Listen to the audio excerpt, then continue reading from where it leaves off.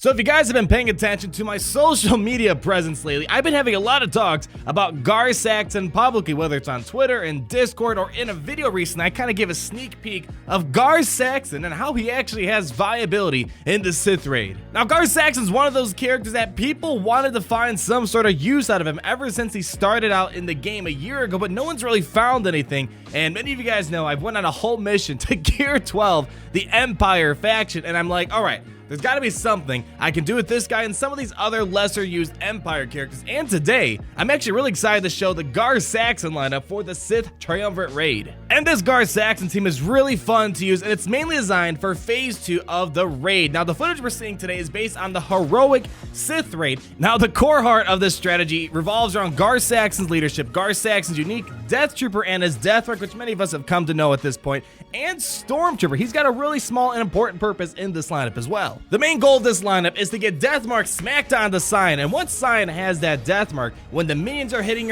your fellow characters, or Cyan, best case scenario, is using his AoE ability, the hope is to get as many allies as possible to get in there and attack Cyan when he has the Death Mark, because every time an ally is hitting that Death Mark, you're triggering massive damage on Cyan. So let's start breaking down the strategy more in depth and how with this lineup I'm getting about 750,000 damage to 1 million damage. And I just gotta say one more time, it's just really exciting to see Gar Saxon have a purpose in this game, because for the longest time he's had really no use at all. The main two things that you need of Gar Saxon are, first of all, his leadership ability known as Mandalorian Retaliation and his unique ability Viceroy's Vengeance. Now, the leadership ability for Gar Saxon provides three things, but really only the one thing is necessary, and that one thing is the 50% counter chance for all Empire allies. That is the most important, because you want to get as many people counterattacking on Cyan when he has the Death Mark. But the 40% defense also helps, because Cyan, he's a very tough character, and the whole point is to try to survive in the phase as long as possible and getting that extra defense. And as we'll find out with Stormtrooper,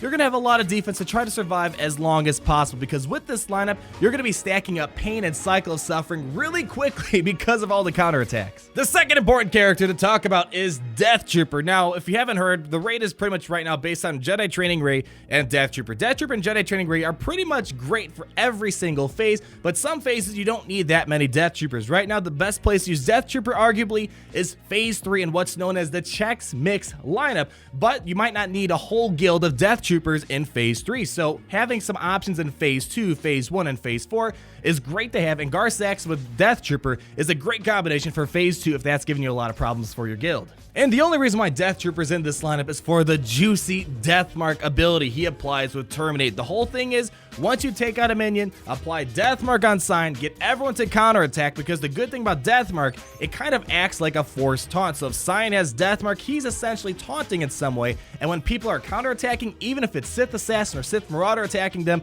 they're going to hit Cyan because he has Death Mark, and that's kind of like a pseudo taunt ability. Now, Stormtrooper has three really important things going on for him, and arguably he is the third most important character, and it's funny to say that over Thrawn and Veers, but mainly it comes down to his basic attack being able to apply Expose that cannot be evaded or resisted. As we know, Expose and Death Mark are two of the most important mechanics in the raid right now. The footage isn't giving you the full picture on what's going on because things are happening so quickly, but sometimes you will see anytime that Stormtrooper gets a non-critical hit on the enemy, he applies Expose that cannot be resisted or cannot be evaded. The second important thing is the fact that Stormtrooper has a 3-turn taunt, which is one of the longest taunts in the game. And then lastly, Wall of Stormtroopers, he's getting a ton of defense. Again, there's so much counter chance and so much defense going on here, but Stormtrooper is going to take a lot of damage. He's going to soak up the damage because of his unique ability, because of defense up from his taunt, and because of the fact that Gar Saxon grants even more defense. So Stormtrooper should be able to take a beating for quite a while, especially when Cyan's ramping up his damage. He also has turn meter reduction, but there's such high tenacity on the other team, you're most likely never going to remove turn meter anytime someone's hitting him. So the hope is when Stormtrooper's taunting, someone's going to hit him, he's going to follow up with a counterattack, get an Expose, and Gar Saxon's going to trigger that Expose right away because of Gar Saxon's unique ability. A lot of stuff going on here, a lot of strong synergy going on,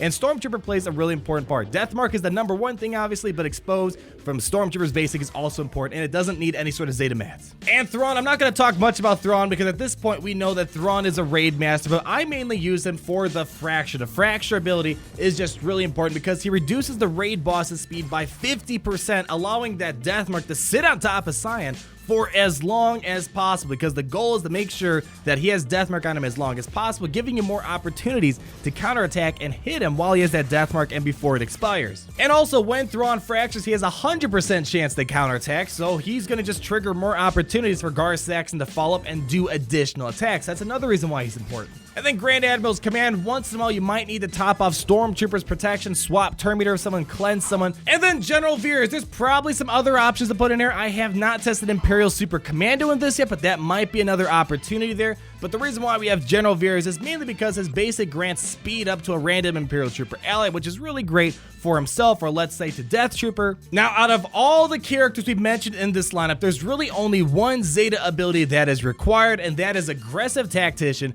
on General Veers' unique, and it's a great Zeta overall, so you're going to get a lot of use out of this outside of just this lineup in the Sith Raid. With the Zeta ability, you're guaranteed to get offense up on your Imperial Troopers, you're guaranteed to get 50% turn meter upon defeating someone, and you're also getting 10% protection. So this is mainly important for when you're taking out the minions, you're giving your Imperial Troopers a bunch of bonus turn meter, and that's really what gets the engine going. Getting that additional offense out there, protection regen, and also turn meter is what kind of gets the clock going, especially for Death Trooper, and giving Stormtrooper extra protection. That's really what this all comes down to. Now, there might be some opportunities to replace Veers with someone else, maybe Colonel Stark, maybe Imperial Super Commando, but he's great with his unique ability to give the protection regen, the offense up, as well as getting the turn meter gain. So there might be other things out there, but General Veers definitely fits in this role perfectly fine. So those are the characters laid out in all their glory and what their role is in the team. But if you haven't gotten the main gist of it, it's pretty much Gar Saxon's leadership, Gar Saxon's unique ability, Death Trooper with his Terminate/Death Mark, as well as Stormtrooper with the Long Taunt, the extra defense, and most importantly, the Expose that's unresistible and you can't evade it on his basic. So just to kind of walk you through battle on what you're going to do, you're going to enter the raid, and the main thing first is just defeat a minion. If there's no Sith Assassin because you took him out the last round, perfect. But if Sith Assassin's on the other team, try to make that a top priority. And if she's too fast and she gets under stealth before you have a chance to take her out, you might need the Fracture. I don't like wasting a Fracture on her, but sometimes you just gotta take her out so that you first trigger the death mark, and secondly, she's not giving all this bonus stuff to the other team, and she's not stunning, because once she stuns Gar Saxon or Stormtrooper, the team just falls apart and you gotta restart again. But if you can manage to take out Sith Assassin, go ahead and just Fracture Cyan. Reducing Cyan's speed by 50% is huge, and that's the most important thing. Fracture should always be used on Cyan unless you're just having a really hard time to control their Sith Assassin and prevent her from getting into stealth, giving a bunch of turn meter, getting foresight, and then stunning your characters. But once you finally do take out a minion, get in there and put that death mark on Cyan as fast as possible. And as mentioned before, once Cyan has that death mark, all your characters, no matter if the minions are hitting them, they're going to focus fire on Darth Cyan. And the whole thing is to get as many counterattacks out there as often as possible to keep triggering Deathmark and getting all those additional damages on top of Darth Cyan. And just feast your eyes on all the damage that is happening. There was a part one time where Darth Cyan used his AoE ability and got literally everyone to assist. And I think it did almost 1/3% right there just from that AoE. You got 1/3% immediately from all the Empire allies coming in and counterattacking Cyan when he had that death mark on him. Now, Stormtrooper in all this, you want him to taunt as early as possible and just soak up all the damage from Cyan and the minions, but you also want to make sure that he doesn't get dazed. It's okay if, let's say, Veers gets dazed, Thrawn gets dazed. If he fractured Cyan, most likely he'll resist the daze, or Death Trooper. Death Trooper can be dazed as well, but the two characters you want to try avoid being dazed are Stormtrooper because he's going to be taunting and you want him to constantly get opportunities to counterattack, and Gar Saxon because every time someone else is counterattacking, you want to make sure that he follows up with that assist. But as I promised, towards the end, I want to talk about ways we can improve this team, because hopefully by now, first of all, we see that a character who was not viable for the longest time in anything finally has a really good opportunity to shine. In my opinion, it's probably one of the top teams out there for Phase 2 of the Sith Raid, but there are a few things that we could improve upon, and part of that is just me not modding the characters the best way possible. As you probably saw in one of the runs, I had 6 turns left before Cyan got enraged when I got defeated, so that means there are opportunities there. If we can last a couple more rounds before Cyan gets enraged, that just means more damage output that we're missing out there, and I'm sure part of that problem is me not optimizing the mods right. As I said, I just tossed on random mods that I had to get them going, and there's obviously ways to make them faster, make them beefier, so I'm sure if we did some better mod optimization, this can do a lot better, and I would love to see what you guys do who take the time to mod these characters. I do know for sure you do not want to give Stormtrooper really any critical chance. You want to make sure that he's getting no critical attacks out there, so he's getting as much exposed, so that one's pretty sure. The rest is still kind of up in the air, but right now in my mind, speed and a lot of protection to kind of of endure the battle with Cyan is kind of the most important thing, but you guys let me know what you guys think for the mod situation. And the last thing to improve upon is kind of how to use the soothing ability. As you see, Pain and Cycle of Suffering stack really quickly on this team because they're getting so many bonus attacks on Cyan.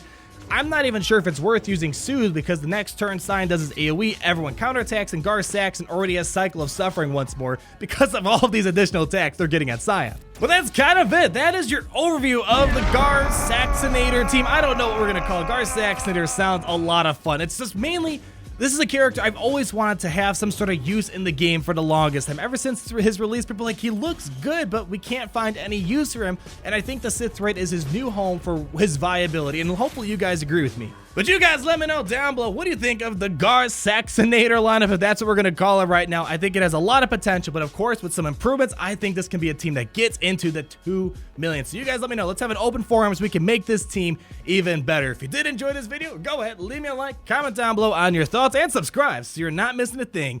And as always,